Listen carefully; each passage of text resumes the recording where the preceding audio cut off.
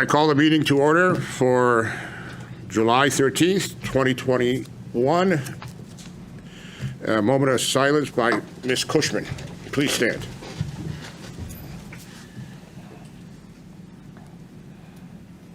Given that our nation celebrated its birth last week on July 4th, I thought perhaps before I open in prayer, I would read part of the Declaration of Independence so we remember what we celebrated last week. We hold these truths to be self-evident, that all men are created equal, that all are endowed by their Creator with certain unalienable rights, that among these are life, liberty, and the pursuit of happiness, that to secure these rights, governments are instituted among men, deriving their just powers from the consent of the governed. And God, we thank you for the government that we do have in this land. We thank you for the rights and privileges that we have that come from you, and that our government is endowed, Lord, and instituted to uphold those rights. We thank you, Lord God, for the opportunity for us to gather here. And we thank you and pray that you would pour out your spirit of wisdom, your spirit of revelation, knowledge, and understanding, that we would listen and that we would lead and that we would govern, Lord, as you, according to your will, for the sake of our children and the sake of our community. We pray in Jesus' name. Amen. Amen. And the Pledge of Allegiance. I pledge Allegiance to the flag of the United States of America and to the republic for which it stands, one nation, under God, indivisible, with liberty and justice for all. God bless America. Thank you, Ms. Cushman. Fire evacuation notice. There's 2 exits out of the chambers, one to the rear of the chambers, out to the parking lot, and one to my left, your right, left down the stairs, and out to the rear parking lot. Can we have a roll call, please? Mrs. Cushman, Here. Mrs. Hall, Mr. LeBlanc, Here. Mrs. LeBlanc, Here. Mr. Ryder, Here.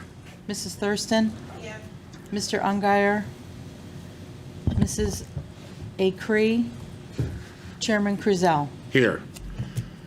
Mr. Ongire is on vacation. Mrs. Acree, Ms. Acree, our newest board member, is also had a pre-planned vacation before she was sworn in last week. And Ms. Hall is away. We have number 6 board guests. I would like to recognize our former board member, Mr. Salazar, if you'd please come up and say a few words.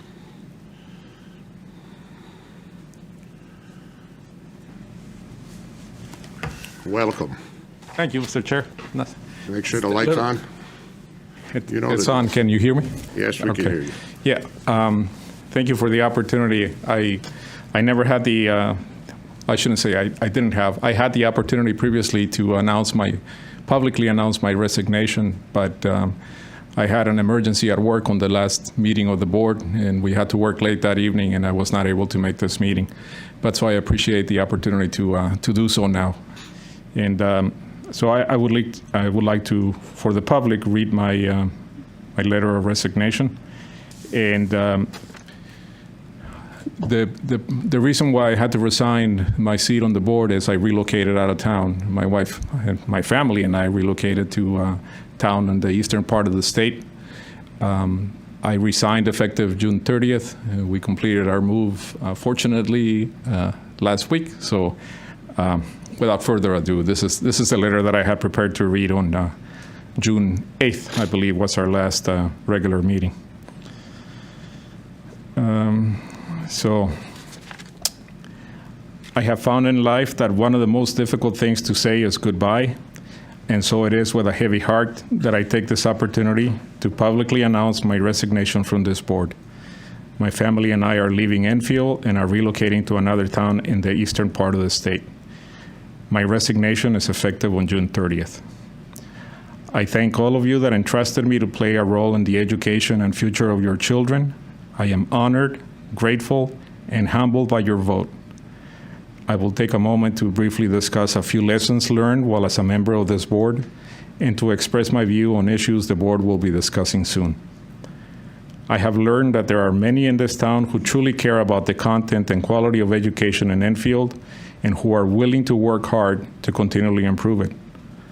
I have also learned that there are other voices in this town that pretend to speak for the majority of us. Fortunately, you and I know better. They are not a majority, they're just a disenfranchised small group that speaks only for themselves. There are voices in this town that intend to sow division and inequality, the exact same ideas they claim to speak against. Fortunately, you and I know better.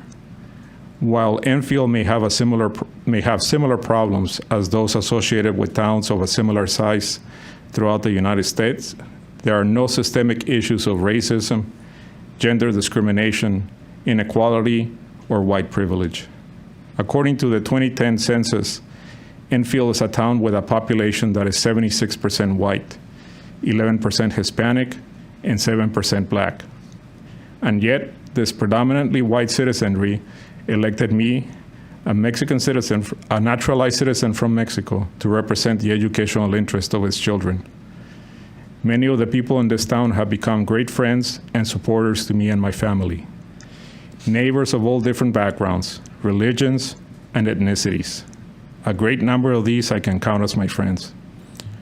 All of these Americans coexist and thrive in Enfield.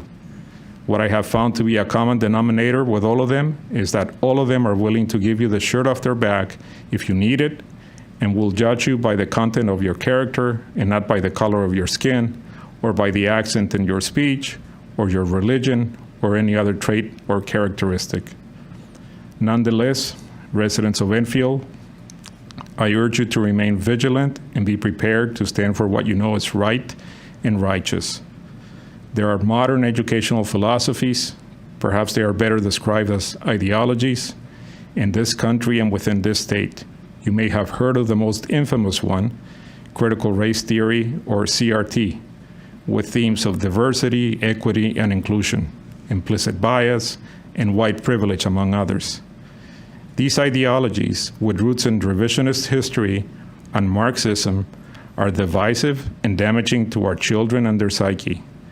They intend to teach some children that they are victims and oppressed, and there is no point to take responsibility for their actions or to excel in or at anything, since the oppressors, that is what the other children are taught they are, have in the past conspired and will continue to conspire to make success for them unreachable.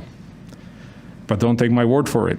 Again, and I'm speaking to every parent or guardian regardless of ethnicity, religion, or skin color, with a child or children in any school district in Connecticut. Stay vigilant and educate yourselves. I also encourage you to make decisions based on fact and law, as opposed to just emotions. As you do your research, keep in mind the following. 4 states have already passed laws banning critical race theory from being taught in their school districts. 15 additional states have introduced legislation banning critical race theory. CRT promotes the idea that racism is present in every aspect of life, every relationship, and every human interaction. CRT relies upon interest convergence, which means that white people only give black people opportunities and freedoms only when it is in white people's own best interest. CRT treats race issues as outcomes of socially constructed groups. Therefore, individuals are not recognized, nor even more importantly, does individual responsibility exist. According to CRT, science, reason, facts, and evidence are the white way of knowing and learning, and these ways are discriminate against people of color. CRT rejects all potential alternatives, even equality without regard to color, as forms of racism, making itself the only allowable game in town. CRT proposes that everyone who disagrees with it must do so for racist and white supremacist reasons, even if those people are black or other minorities. Finally, some of the names or slogans used by CRT to engender support may appear at face value to make sense or be something positive. Please look under the hood and decide for yourselves. If you disagree with critical race theory, show up and speak up. In closing, I once again want to thank the citizens of this town for the trust they placed in me. I thank my colleagues on the board, all of you, including those with whom I vehemently disagreed with at times, because working with you provided me a great opportunity to learn more and to grow as an individual, an elected representative. To the district administration and all the personnel I came in contact with, I thank you for your support.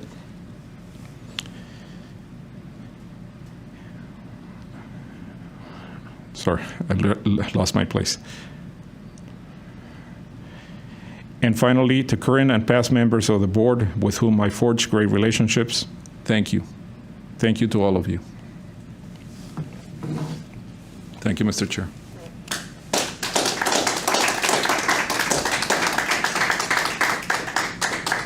Anyone just want to say anything before?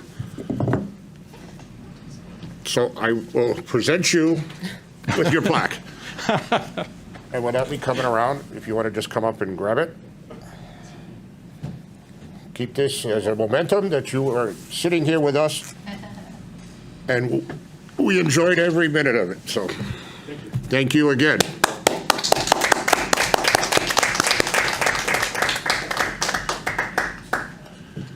Next is superintendent's report. Superintendent's report. Mr. Drezek. Thank you, Mr. Chairman. Much to the pleasure of the viewing audience, and I know Ms. Thurston, this will be as brief as I can, and I'm going to steal some of your thunder, but since we have last met in this chamber, a very important event had taken place, and that was our Enfield High School commencement ceremony, which took place on the 22nd of June, in person at Enfield High School, finally, and their kids were finally given the celebration that they so richly deserved. I can attest to, at this point, that about 7:40 that evening, I was the least popular person in town. But I had faith in our meteorologist, and I apologize, I forgot to bring the photograph. But by the time the kids came out of the gym and made their procession down to the field, the sun was shining on Enfield High School, and I have a photograph to prove it. By the time they made it to the field, another raindrop did not fall. But I would be remiss, as the chairman and I stated during the ceremony, we had kept our remarks as brief as possible. So there were a few things that evening I did want to say, but I didn't want to take everyone's time. Those are just simply some thank yous for a lot of people that did a lot of work to make that night happen. In particular, Ms. Thurston has it, so thank you, Stacey. I shouldn't say most importantly, sorry. She cut me off. Some of the folks that I do want to thank first and foremost would be our own personal Scarface, Mr. Fenton. So it's, once he thinks he's out, we pull him back in. But Mr. Fenton stepped up to come in and help out at Enfield High for the remainder of the year. So I wanted to get the opportunity to thank him in public, and also mention how great it was to finally see Miss Clark for her first event back from maternity leave. Mr. Clark and Miss Gagnon worked a tremendous amount of hours and undertook a tremendous amount of stress to make that evening possible. Mr. Clark actually had a full head of hair a week before graduation, so you could see it took a toll on him, as well as our deans, Ms. Cox-Blackwell, Mr. White, Ms. Nelson, and Mr. Murray. They work way more hours than we pay them for, but everybody did it with the understanding of we wanted to give these kids the best opportunity that we possibly can to have their ceremony. And there were two other people that weren't wearing gowns, but they really should be wearing capes. And that was Miss Lamagna and Miss Ferris, who I know they prefer to be in the background behind the scenes, but all of us know they're really the brains behind the operation.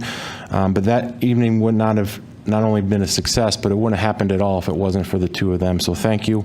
And two more quick thank yous. I can assure you that evening would not have taken place because A, no one would have anywhere to sit or stand or speak, and we definitely wouldn't have any sound if it wasn't for our remarkable friends at Buildings and Grounds. What you also don't realize, because you were probably getting soaked at the moment, was that we had the potential for some sound issues that evening. And Mark Garr had called me during the day and said, it's possible the sound may go out, but we're going to pull every string we can, and actually had people sitting there covering the sound equipment all throughout the torrential rain throughout the day. So to Mark and all of our friends at Buildings and Grounds, that evening wouldn't have happened without you guys. I know you don't like credit, but you're going to get it. And lastly, somebody that you all know, some of you at home probably have heard the name, but you never saw him because he's probably in the control room right now, and that's our friend Alex from ETV. Alex, he's always there to videotape our events and to stream our events. I know he was a little stressed out throughout the day, too, with his equipment, but at the end of the day, I actually saw him smile. So, Alex, I know we don't always say that, so thank you in the control room, but that night couldn't have been as good of a success as it was without you, and especially with the limited amount of tickets. A lot of people got to see their loved ones graduate because of your hard work and effort. So thank you, everyone, with the graduation. We are currently in summer school. We started our second week of summer school this week. We had some hiccups during the first week, which is completely normal for a first day of school, but this is the most robust summer school we've ever had. So there were some hiccups during the first week, but I'm glad to report that everything has been addressed. And actually, I was planning on giving you some figures, but we've actually had some late registrations, or some people just simply show up, and we're not turning anybody away. So at the next board meeting, I'll try to give you some official figures, but going through the summer school programs today, Andy and I had an opportunity to walk through. Our kids were engaged, and I can't believe I'm saying this for the middle and high school. They looked happy to be in summer school. So I want to take the opportunity to thank all of our staff members who gave up time, well-deserved break time over their summers, which they haven't had in the last couple of years, to be here to make sure that our kids had an opportunity to engage in some learning over the summer. And last, this is really not going to be an update, but I know it's a topic that's on everyone's mind. Throughout the last, 2 years, I've made updates that, with regards to my schedule with getting information out of the state, particularly when it comes to remediation strategies and what school is going to look like. So our new series with the State Department of Health and the State Department of Education was to kick off today. So conveniently, I thought I'd have an update for you this evening. But unfortunately, late yesterday, we were told that meeting was going to be postponed until next Tuesday. And that is on the heels of the information coming out of the CDC about mask wearing for students and staff members for next school year. Some of you may know CDC made a recommendation, made several recommendations about mask wearing for vaccinated and unvaccinated individuals for next school year. They also made some recommendations with regards to social distancing in schools. However, we follow the CDC, but we follow it through the State Department of Ed and the State Department of Public Health. Because that recommendation came out Friday, they had asked for some additional time to digest that before they gave us some guidance as to what next year is going to look like. So unfortunately, at this moment, I still have no idea. One thing that was shared with us was, and nothing is final, so I wouldn't want to put anything in stone, is that there is some talk whether this will be a local decision or a statewide decision, and it appears at the moment, and again, we're a week away from getting an update, that it tends to be leaning more towards this would be a statewide decision with regards to masks next year. So I've gotten a lot of questions from parents and grandparents and some students about, do we have to wear a mask? Some people in favor, others aren't. I hate to say this, but unfortunately, I don't even think it's going to be my decision or your decision when it comes to masks next year. I think we're going to be told what we need to do. Unfortunately, I know people are trying to make plans for their families for next year, and that might be a contributing factor. I wish I had information to share with the public at this point, but I unfortunately do not. Hopefully by next week, my commitment remains that once I know, and if something's definitive, we will make sure we communicate that not only to the board, but to the public. And that will conclude the superintendent's report. Thank you, Mr. Drezek. So we move to number 8, audiences.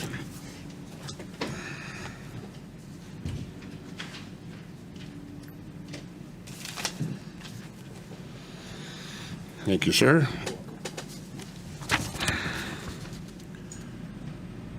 So we're going to start with Barbara Gillis, I believe.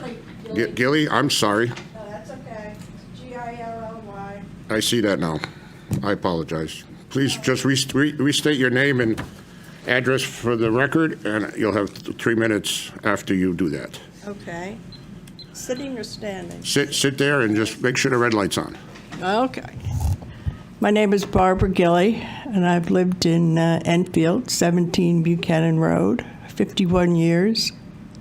Had 4 children that went through the education system. And I went today and paid my taxes. And I decided, since such a large part of my income goes to the town, I should take more of an interest. And my interest is in the education system. I'm an opponent of CRT, and I worry that it will come to this town. I understand the 2 largest teacher unions are now coming out in support of CRT, the NEA and the AFT, and that the AFT has a $2 million plus war chest to legally sue states and places that are against it, that are trying to ban it. So I thought I would come down and try to find out exactly where the school board stands as far as the information coming into the school system. Now, I understand if a program comes from on high, from the state or the federal, it goes right to the school system. Now, when a new curriculum comes in, how much does the school board know about what is taught in that curriculum? Is it something that you get information on and so that you know what is being taught or not? We can't do back and forth. okay. So just All right. say your piece, and we'll do it during our comments. Oh, okay. All right. So that was the first thing I wanted to know. And the second thing I wanted to know was that if a program comes down, let's say Black and Latino Studies or Black and Latino History,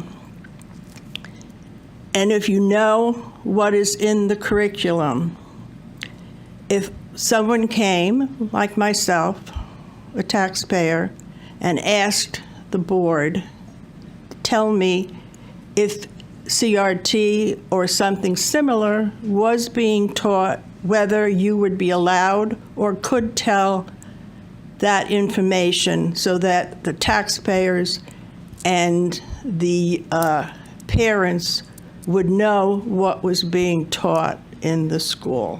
And that's where I stand, and that's the information that I'm looking for. Thank you. Thank you. I'm going to go next with Amanda Pickett.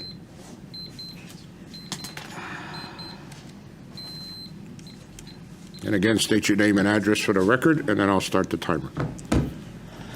My name is Amanda Pickett. I live at 33 Guild Street. And I have remarks written, but I think I'm just going to speak from my heart. I'm a mom. I have 2 Black children here in Enfield. I encourage you all. Excuse me. Could you keep it down, please? Go ahead. Sorry about that. No worries. It's heartbreaking to hear misinformation spoken. It's heartbreaking to have people speak about experiences that aren't their own. So I'm a white woman. I can speak from my perspective. But I have children, and I have a husband, and I have family who know that racism is real. And yes, because of personal experiences, but also because there's a system in place that has oppressed people of color since our country was founded. And if you don't think that's true, there's plenty of information out there about how our country was built. You cannot heal trauma without acknowledging truth in people's experiences. People are struggling right now because truth and facts are not being acknowledged. Housing, banking, law enforcement, our entire systems were built around legislation and laws that oppress people of color. Yes, those laws have changed. Yes, our country has come a long way. There's still things that need to change. Critical race theory is not a curriculum. It's a framework for how you understand race. and how race is at play in our country and in the nation, across the world, not just the US.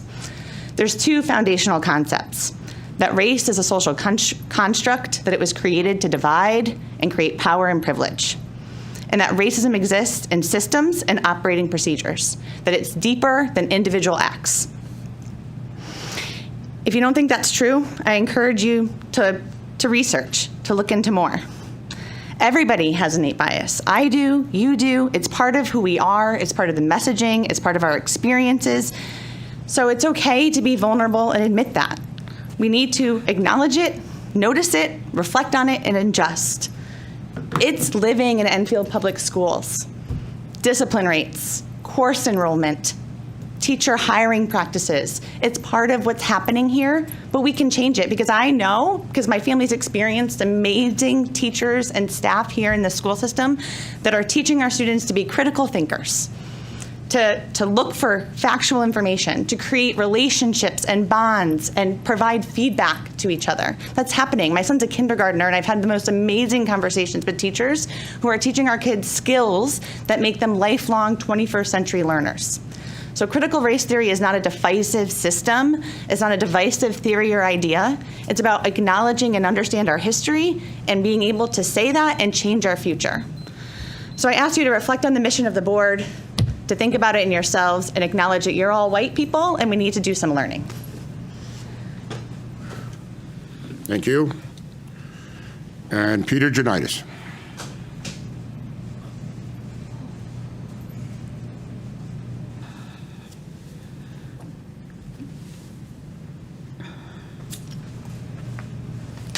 I was just trying to answer Ms. Gillies' questions to you guys. No problem.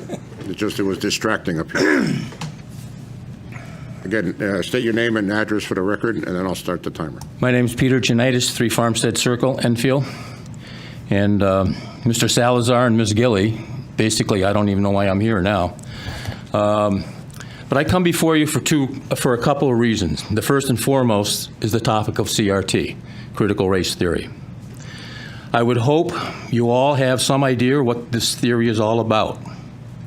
I also hope you all realize that the NEA and the AFT both have endorsed this teaching theory. They have, as late, modified and carefully crafted their words and phraseology of their position. But nevertheless, they support a teacher's right to teach it. As they say, teaching of history in an honest way. There are school systems in many parts of this country that have adopted the 1619 Project curriculum. That curriculum states that our country, starting in 1619, was built on the back of slaves. Those first blacks that showed up in Jamestown weren't slaves. They became indentured servants and eventually gained their freedom. We didn't declare our independence until 1776, not 1619. And the Constitution wasn't adopted until 1787, not 1619.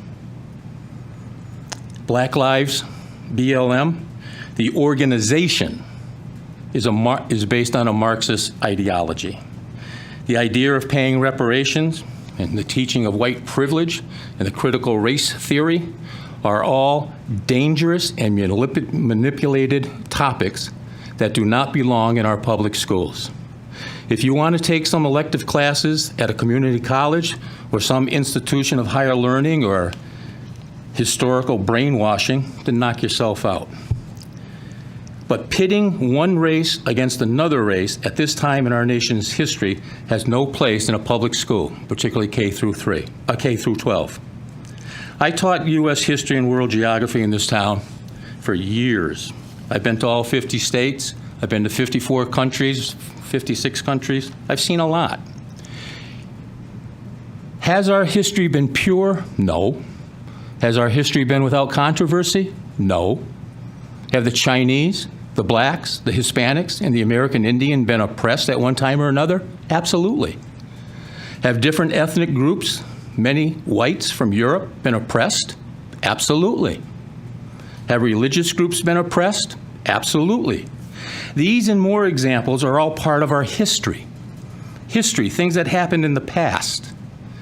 To paraphrase someone, I wish I knew who said it originally, but If you don't study your history, you're doomed to repeat it. That being said, I'm of the opinion, I feel I can say, we live in the greatest country the world has ever seen. We have evolved, we have grown, and we continue to change. We are still the one nation on earth where immigrants from all over the world, legally or illegally, still want to come to this country. Ask yourself, why? I encourage you all, not just the curriculum committee, I don't even know who's on it, but all of you, to review our social studies, our English, and our science curriculums, and to make sure that in no way, shape, or form that the critical race theory ends up in our curriculum in the Enfield Public Schools. Peter, 20 seconds. Teach our history, the good and the bad, but don't pit one race against another. Do not teach critical race theory, for it is racism, it is racist, and we don't need that at all in this town. Can't you invite me as a guest for 2 more minutes? 1 more minute? You're already I know I over, am. so. Okay. Thank you, sir. Yep. Anyone else like to speak? I declare public communications closed. So we go to board member comments, and we'll start with Ms. Cushman.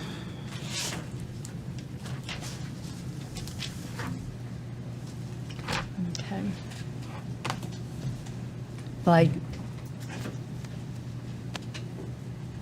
had no idea this was going to be the topic tonight. I just was going to share an email that I'd received from a parent that was directly addressed to me, but also all the members of this school committee.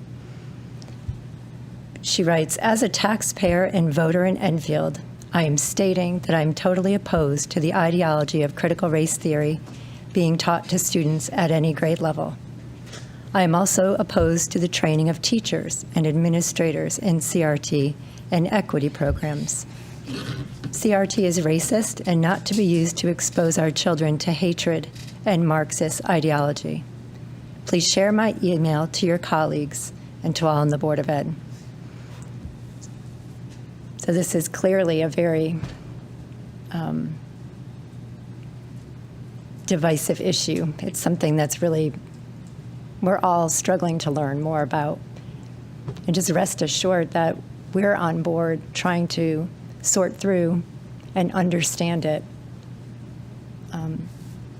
But I appreciate the parent reaching out, and I appreciate you, Amanda, coming to speak as well, and Peter and Bill and Barbara, showing us that this is really an issue that we need to be addressing head on. So thank you for coming. Thank you, Ms. Cushman. Mr. LeBlanc. Good evening, everybody. Obviously, we have 2 different factions in the room tonight, and it's kind of that way throughout the country right now. I'm the head of the curriculum chair. I'm the chair of the curriculum, and I will let everybody in this room know, and everybody watching tonight, in no way, shape, or form is CRT being taught in the Enfield Public School System. What's going on a national level or the national debate doesn't mean it's happening here in Enfield. Here in Enfield, we're teaching equality. We're teaching people and students to treat each other with respect, regardless of religion, race, beliefs, politics, whatever it may be. Michelle Middleton, our curriculum head for the Enfield Public School System, answers any questions we have with honesty and truthfulness. And I want people to understand, when curriculum is handed down from the state, as a local district, we sometimes have no role in what is taught. And with that being said, when we're mandated to teach certain courses, our hands are tied. The school system itself, again, I will repeat, teaches, our school system, Enfield Public Schools I'm speaking for, teaches respect to all individuals. And I think it ends there. The politics behind this needs to stop. This is a Enfield public school system. We're not a political body. I want that to be clear. So what you hear on CNN or Fox News or wherever you're getting your information from does not mean it's happening here in Enfield. What's happening in Enfield, again, for the third time, is to teach people to be respectful to each other and to treat others the way you want to be treated, period. That's the goal before I was on this board, and that's the goal currently, and it will be the goal as long, I know for a fact, as long as this administration's in place. Every child, every day. End of story. So this debate about CRT and the ongoing national discussion about it and everything else, and I seen the videos, I seen the clips of what's going on, and I'm not blind to it, but it's not happening here in Enfield. And I want people to understand that. So take national issues and understand the perspective behind them. And as long as I'm curriculum chair, I have full faith in our administration, in Michelle Middleton, and to all our teachers that they're teaching their courses appropriately. I think I spoke on that enough. To another political, before I get into the stuff I like talking about, to another, I guess, political point. With the mask, I thank you for addressing that. More likely than not, it's gonna be a state mandated either requirement, if it is to be. I know you said it's not set in stone, but Yeah, the more impression likely I than got, not. it's going to be a state-level decision that we would all have to follow, but that, again, that's Correct. what we were told thus I far. just want the public to understand that, because if that's the case, I don't want people thinking that it's not that I'm trying to shift the focus, but it won't be our decision if that's the case, if it comes down from the state. You know, if it comes from the state, you won't have any Correct. bearing on We that have no- decision, no- just like we did in this current year. Right, correct. I mean, I'll give my personal feeling on it. I think the masks have done their purpose, and I think it's been a year of wearing them, and it's time to move on. But that's just my personal opinion, and we'll see what the state has to say in a week, next Tuesday. I knew you couldn't get through the superintendent report without bringing up the rain. Correct, because we were sitting there, it was pouring, and it was like, I looked at my phone exactly, all our superintendent was saying was 8 o'clock, watch out for 8 o'clock. But it wasn't as positive. A little bit closer to the end. And I looked at my phone when the rain stopped, it was 7:56 exactly, so. Wasn't 8 o'clock. No, so your meteorologist was spot on. Summer school, thank you for bringing that up too. I've heard nothing but good things about the program so far. I actually talked to one father whose child is in it right now, and he asked his child, how's your experience, at summer school? This was a couple days in or whatever, and he's like, this is the student quoting, it was a 10 out of 10, Dad, is what the dad told me. So, no, I've heard nothing but good things about our summer school program, and considering how much of a, I don't want to say rush, but how much had to get prepared to, take on what we were going to take on this summer, and knowing there was going to be hiccups along the way. I'm really excited to hear everything's, pretty much on a good operating basis over there. I think that's it for the superintendent report. Oh, there was one other question before I let you off the hook. I asked about this last meeting, but the middle school orientation, I know you said Dr. Barrios was going to put something out to the public. I just kind of wanted an update on that. Yeah, they're still not allowed in their offices at this point, so I'm giving them a little bit of breathing room. Okay. Okay. There was no power over there for a little bit. Okay. I was just looking for an update. That's all. All right. Now on to the stuff I like talking about, like I said. So a couple good stories throughout town. I saw on Facebook just over the last 24 hours that a child named Gabriel became a hero in an emergency situation with the Enfield Police and Emergency Services. Him and a loved one were out for a walk, and he was riding his bike, and his loved one ran into some trouble. So Gabriel ran, or not ran, he was actually biking. He biked all the way to the Thompsonville Fire Department and alerted them to the situation, and the situation was taken care of. So quick thinking by Gabriel helped make sure his loved one was okay.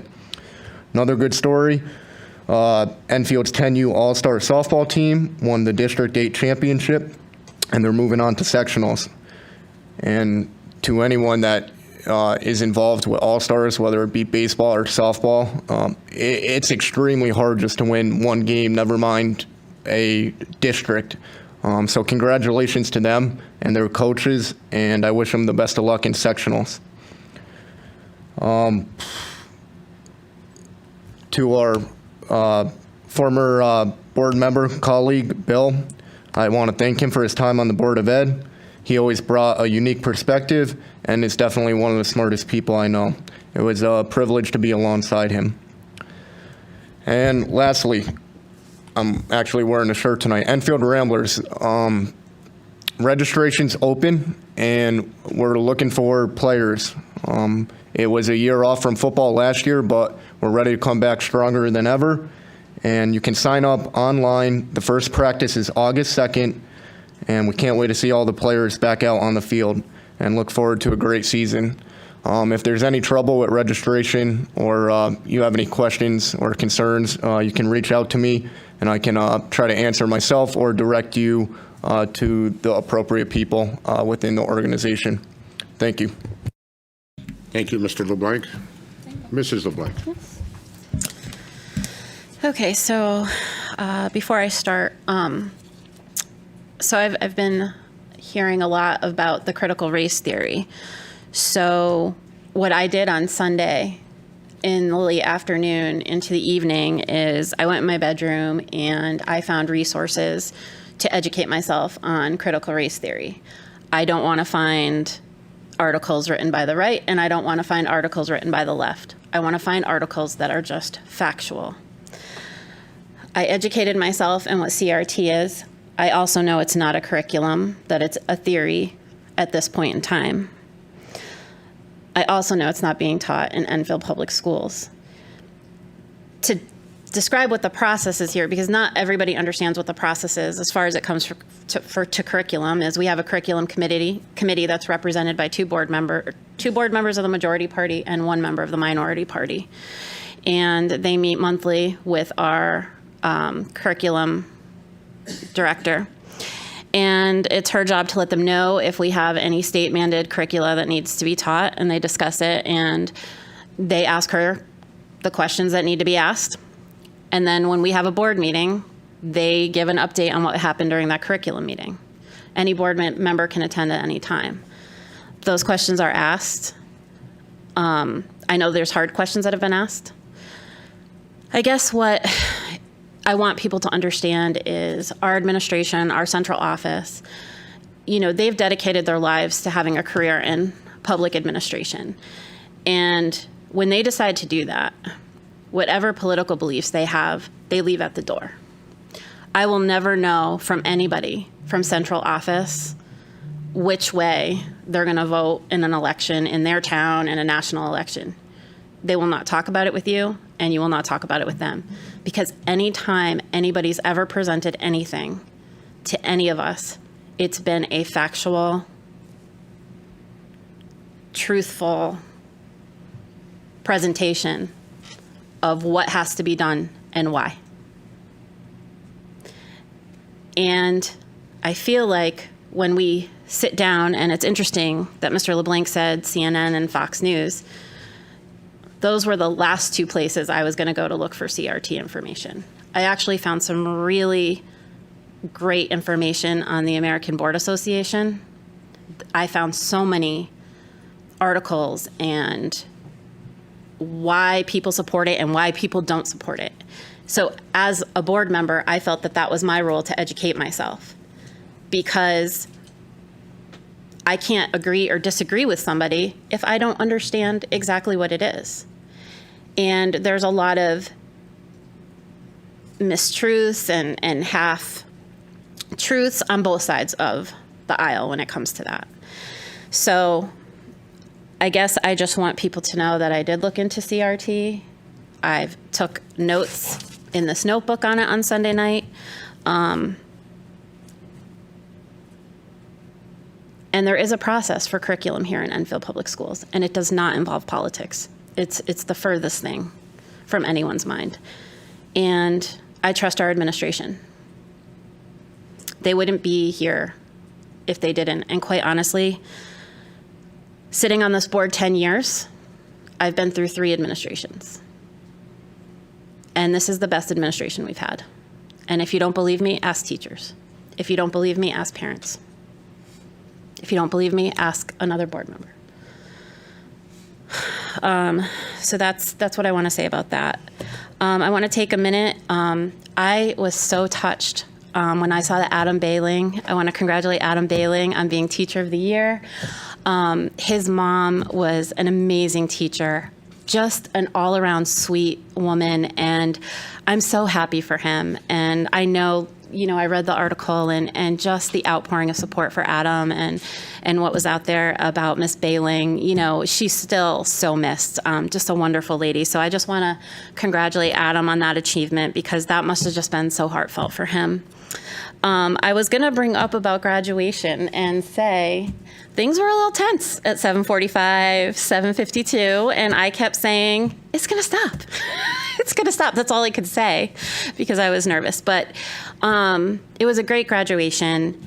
The pictures that people had posted that I couldn't see because I was on the stage was amazing, with the sun coming out and just the background of the school. And not one person complained that they had to sit in the rain until 8 o'clock. We gave these kids, what they wanted, and they got to walk down that hill, and that was missing last year. So I was very happy that they got to do that. I will say this. I was tasked with getting the seniors off to SafeGrad, and I just feel like I have to say this because I said it to the SafeGrad folks that were at Sunny's Place. We had about 230 kids come through that cafeteria that night, and they were the kindest, most gracious group of seniors that ever walked through. We did not have one issue. They were very kind, no issues whatsoever. And I just think those, graduating 2021 parents need to know that about their seniors. It was a great night, and I guess they had a great night at Sunny's Place too. Just a couple more quick things. I appreciate you talking about the mask, because we did see what had come out with the CDC, but as we've learned through our journey through COVID, a lot of what the CDC says is kind of, filtered through our DPH, and then that's where the decision's given. So I guess we'll just, sit tight. I feel like this summer, everything's really going to be fluid when it comes through this state, and, what comes through one week could change the next. So we'll just have to sit tight and see what's coming up about that. And then the last 2 things is I suggested at the joint facilities meeting. So the EHS sign, is down because of the tree. Like, there's no repairing it. And what I found at joint facilities, I suggested, can we have a sign that runs perpendicular instead of parallel? And at joint facilities, they said because it's historical section, that they didn't think that would be possible. Like, we'd have some things we have to talk about. But I just kind of wanted to let you guys know that I brought it up because a lot of people complain when you're coming south to go in. A lot of people miss that entrance. For whatever reason, when you're going north, it's not as bad. So I would love to see a bigger sign. Some people mentioned digital. I think that'd be a lot for the historical piece of it. But if we just got a bigger sign that came out No, I would be appreciative of that. And I actually went by it for the first time, and that was, some damage. And if we continue to have this weather, it's going to be crazy to see, what else happens. And lastly, just because I was there last night, I hope that we can get that turf replaced at Enfield High before the fall sports start. So I'm keeping my fingers crossed for that. I think football has another month before their practices start. So I'm hoping we can get a jump on that so that we have a new turf for the fall, the opening of the school year. And yeah, I think that's all I have. So thank you. I hope everybody has a nice and healthy summer, and that the rain goes away soon. Thank you, Ms. LeBlanc. Ms. Thurston. Okay, Mr. Ryder and I just decided instead of a sign, we're going to get those big, tall, inflatable people, like at the car things, that wave back and forth, and we'll do it in the colors. Yeah. Oh, there you go. Okay, I have one thing real quick. I just got an email, and I apologize, Connie, if you're watching, because I cannot see and I don't have my glasses. But the ERFC is doing a backpack and school supply drive, and it started July 6th, runs through August 20th. And you can drop off school supplies at the ERFC administration office, which is 174 South Road, Monday through Friday from 8 a.m. to 5 p.m. And you can also go online and donate at erfcinc.org.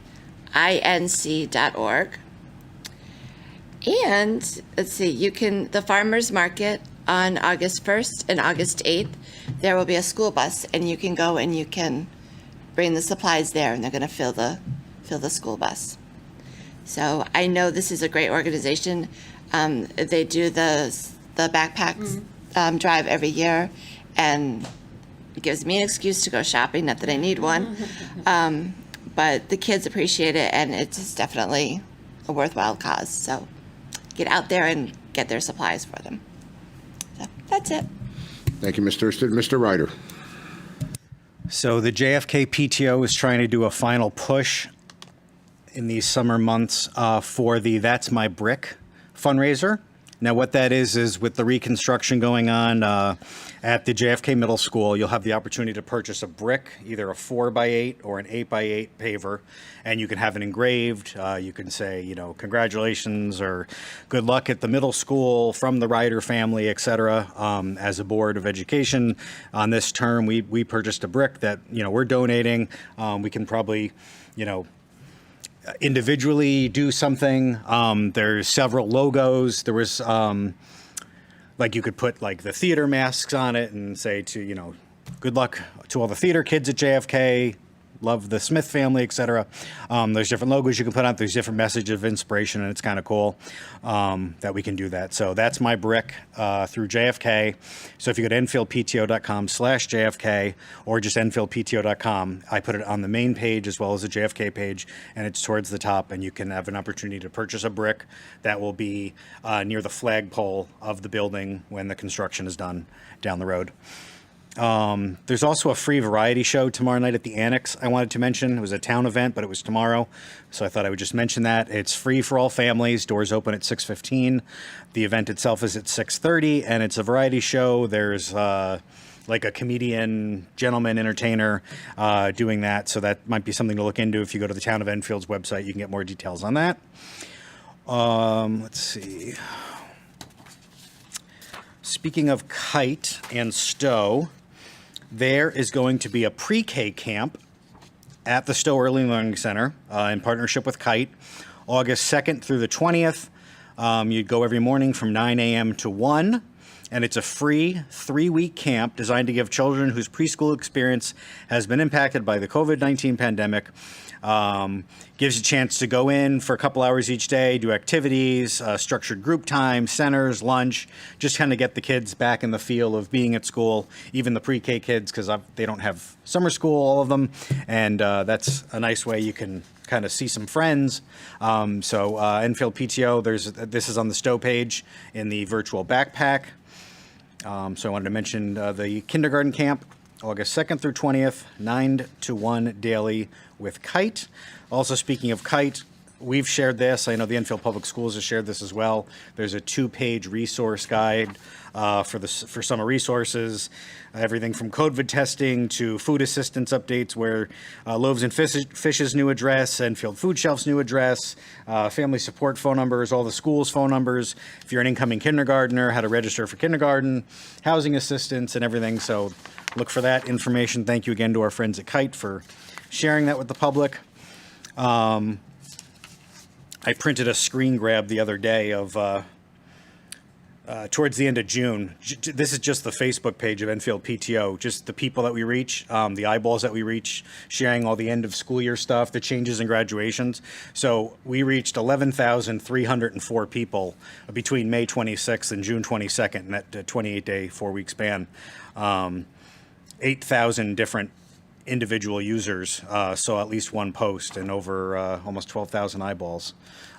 So that's why we do that. That's why we share all the things in one spot. So no matter which school you're in, you can find information, and we're happy to do that. And the website had, I think, 3,000 visitors in that same time span, and that's 3,000 out of 5,000 students, 3,000 individual users. So that means 50-60% of the people know it's out there and check it at least once a month, which is nice. I want to thank Mr. LeBlanc for saying what he said about clarifying some things that everybody's trying to make political, the CRT boogeyman and all that nonsense. It is just another wedge with November coming up. So I'm glad that everybody's, picking their sides and getting ramped up before asking the right questions of the right people. It all boils down to the golden rule here in Enfield is treat others like you want to be treated, which is something I've said to our board. That's what they're teaching. Respect the child next to you, no matter what he or she looks like, does, is, thinks about, whatever. It just boils down to treat people like you want to be treated. CRT is not the next boogeyman. And as far as masks, I guess everybody's chiming in on masks. You know what? My 10-year-old is not old enough to be vaccinated. So if it boils down to if you're vaccinated, it's up to you. And if you're not, you need to wear a mask. That's okay with me, because I would wear a mask up here. No, I'm not knowing that we're vaccinated. If I was in the audience, I don't know everybody that's here. I would wear a mask if I were to say hello. Because I have to go home, and there's a 10-year-old at home, 10 years old next month, that isn't vaccinated, and I'm not bringing something home, and this thing is going away. It's doing great, except for certain states, maybe the same 13 states that are trying to get rid of CRT, and people that don't believe masks are real and COVID's real and all that stuff. And it's getting bad again. So I just hope Connecticut is diligent and enough of us are vaccinated that we get into school this fall and it'll be as normal as possible, as fast as possible. So have a great summer. We do not meet again until towards the end of August before the school year opens. Obviously, if there's a need, if something comes up, we'll call a special meeting for that. And other than that, just please reach out via email, et cetera, if you need any one of us, and we are here. So thank you. Thank you, Mr. Ryder. Everyone all set? Everybody's covered my topics, but on Ms. LeBlanc's topic with the sign, I do intend to go to Historic District and point out that the church at the corner of South Road and Enfield Street has a perpendicular sign. The post office has a perpendicular sign. Martha Parsons' house has a perpendicular sign. I rode bike from 73 to 1980. I rode bike from East Windsor to the old casket building. I rode through the high school. I rode by the high school. I rode it down. It had a perpendicular sign. It was a lighted green sign that used to hang above the auditorium before we renovated the school. So if they want to do it historically, that's what it was. The Historic Commission's only been around since the 80s. So why they insist on making a parallel sign, because that's historical, no. Historically, it had a perpendicular sign, so you can see it. Now, again, I go to my state reps. I was promised a stoplight at that intersection. Where is it? I announced at this meeting, I was told a stoplight was coming. I don't like to be called a liar. And now I am a liar because I promised the people a stoplight because I was told there was going to be a stoplight. We did get the pavement marking, thank God for that. But the state reps, and on top of that, with the last few weeks, my air conditioning at home was out. So we've been doing a lot of day trips. So we've been driving around the state. You don't know how many intersections are getting brand new stoplights around the state. I can't count them all on my fingers and toes. Perfectly fine stoplights are being replaced with new ones. Why can't they put mine up here at the high school that I was promised? So again, I reach out to the state reps. Get on DOT to get me my stoplight. I've also reached out to the governor to come to our meetings. I've sent invitations. Deaf ears, so we'll leave that at that. Other than that, everybody else covered all the other things. But I want to do something that I didn't do at graduation as my speech. It was only 1 page, as Mr. Drezik's was 4 pages. So, but I said I wasn't going to do it. I was directed to cover both of us. I understand, but I said I wasn't going to do it. But I did have a 1-page speech ready. So here it goes. But I did pieces of it there. But so thank you, thank you, Superintendent Drezik. I am honored to stand here as chairman of the Enfield Board of Education. On behalf of the entire board, I want to congratulate the Enfield High School class of 2021 for this great achievement. You've worked hard, especially during this very trying year and all your years of your education. Graduates, please thank your parents, family, and friends for their help along the way in making this accomplishment possible. I would like to point out that it was 37 years ago on that day, on that very night, just a few miles south of here along Route 5 in East Windsor, that I too was on a stage just like this one, serving as class president, which I also had to speak, and I also received my high school diploma.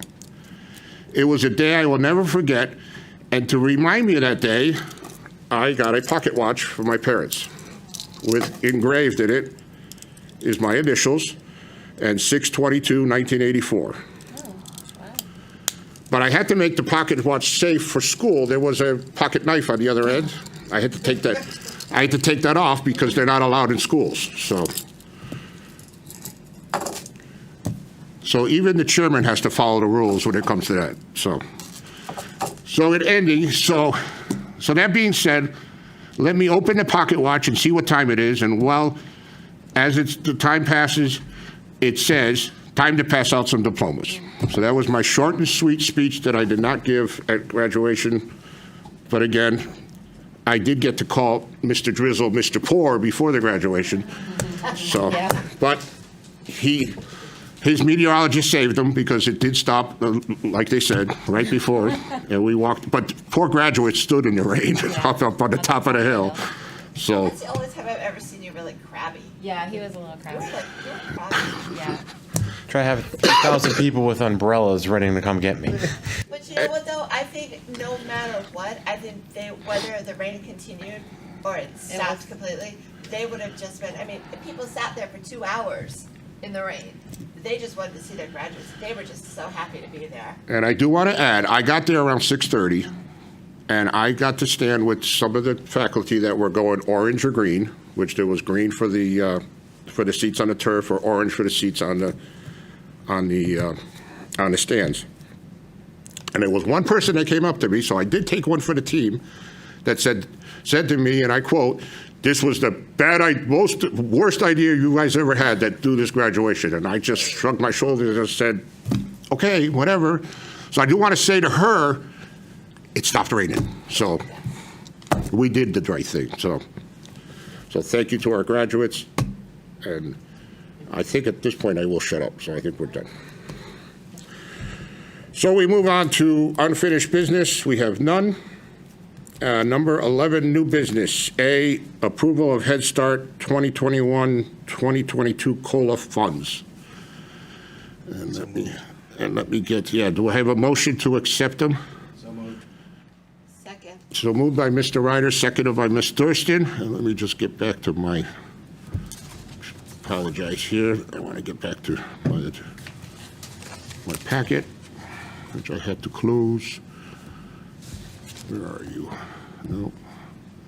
Oh. No, update, there it is.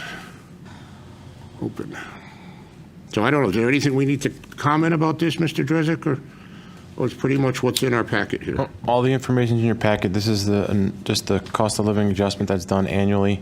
And if I did fail to mention, Mrs. Valley is unable to attend the meeting this evening with us, but in case she watches it on replay, I don't want to be in trouble. We also do have summer school programming happening at Stowe. Stowe is actually kind of filled to the brim right now as well. So earlier when I mentioned the middle school and the elementary school students, I failed to mention that Stowe was probably as busy, if not busier. So I'm sorry, Ms. Valley, but this is the same COLA adjustment that the board is required to take action on every year. Any other discussion? Roll call, please. Mrs. Cushman? Yes. Mr. LeBlanc? Yes. Mrs. LeBlanc? Yes. Mr. Ryder? Yes. Mrs. Thurston? Yes. Chairman Kruzel? Yes. Motion passes. 11B, approval of Head Start 2021-2022 Program Improvement Plan. Do I have a motion? So moved. Moved by Mr. Ryder, seconded by Ms. Thurston. Again, it's pretty much the same discussion. This is the program improvement plan, whereas the school improvement plan for any of the Enfield Public Schools is required to be signed off by me. Under the Head Start regulations, you are the final authority on it, but it has to go through their policy committee, which it did, and it's just awaiting your signature. But again, this is another annual tradition. Any discussion? Roll call, please. Mrs. Cushman? Yes. Mr. LeBlanc? Yes. Mrs. LeBlanc? Yes. Mr. Ryder? Yes. Mrs. Thurston? Yes. Chairman Kruzel? Yes. Motion passes. And 11C, Suffield Regional Agri-Science Center Consulting Committee appointment. And we got a notification that they want us to approve Mrs. Maxwell for this post, because one of our two representatives, I guess, moved out of town. So Eileen Maxwell has been recommended to fill this post. So do I have a motion? I move to approve it. Oh, sorry. Also, we have to approve Mrs. Maxwell and also reappoint Mr. Smith in that motion. Okay? Yes. So just say, can I have a motion to? A motion to approve Eileen Maxwell and reappoint Sam Smith. Yes. So moved. Moved by Mr. Ryder, seconded by Ms. Thurston. Any discussion? Roll call, please. Mrs. Cushman? Yes. Mr. LeBlanc? Yes. Mrs. LeBlanc? Yes. Mr. Ryder? Yes. Mrs. Thurston? Yes. Chairman Kruzel? Yes. Motion And passes. congratulations to Ms. Maxwell. She's a dear friend of mine who our students played soccer, our sons played soccer together for years. So that's a great position for her, and she'll do a great job. Thank you. And thank you for stepping up. All right, we move to 12 board committee reports, and pretty much nobody's met since, so we can just, curriculum hasn't met, they're not meeting till August. Finance hasn't met, not meeting till August. Policy hasn't met, not meeting till August. Leadership hasn't met. Joint facilities did meet last Thursday. We talked about the sign. We talked about the sign. We talked about, we're still trying to get Eli Whitney and the Hazardville roofs through the town purchasing department, so we can get them out to bid. There may be a need for a special meeting, so stay tuned that we may have to approve this. So, but it'll be a one-item thing, so we can. JFK Building Committee also met on the 2 Thursdays ago, and I do want to invite them to our next regular meeting on the 24th to give us a full update on the. So I'll check with you guys before that if we have availability. Oh, and also that demolition. Oh, yes, there was the demolition of the temporary, the 23-year-old temporary classrooms that the Patch actually did a story on. So if you want to see some pictures and a video, there's a video out of the Patch. But that was nice to see. Somebody's husband actually asked if they were going to have like dynamite and like blow it up. He was like really excited for that. I don't know who he was. All I know is where Randy parked his truck, he was right next to where they were loading something, and I told one of the guys, I said, give him a load of that stuff in there. Oh, no, because the gray truck right next to it, the man was having a nervous breakdown. He left early. Anyway, I just got to add one more thing to that, too. As the guy operating the machinery, he was obviously very skilled in his demo, but it was the most uneventful demo I've ever seen. The claw, like, pushed through the wall, and that was kind of like the big... there was one of the school clocks fell down as they were doing it. We did and see a also they clock. pulled out the chassis, which was missing the wheels from underneath. So they were portable. They could have slapped tires on this thing and drove away. I think next time I'm going with the woman's husband for the dynamite. Okay. Joint security, there's none. Joint insurance, there's none. Youth and mental health and wellness, there's none. So we move on to number 13, regular approval of minutes, regular Board of Ed meeting minutes, June 8th, 2021. Moved by Ms. Thurston, seconded by Ms. LeBlanc. Any discussion, changes? All in favor?